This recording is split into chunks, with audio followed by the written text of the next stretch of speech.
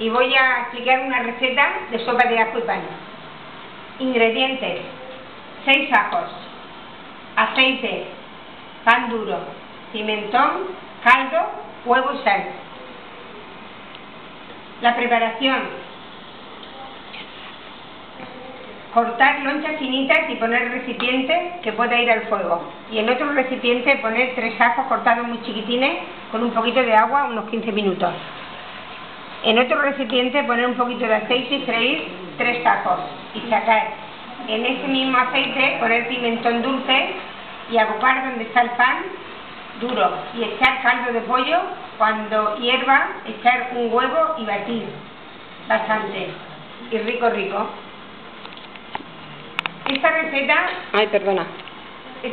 me la enseñó mi amiga Antonia. Se la dedico a ella. Muy bien, Carmen.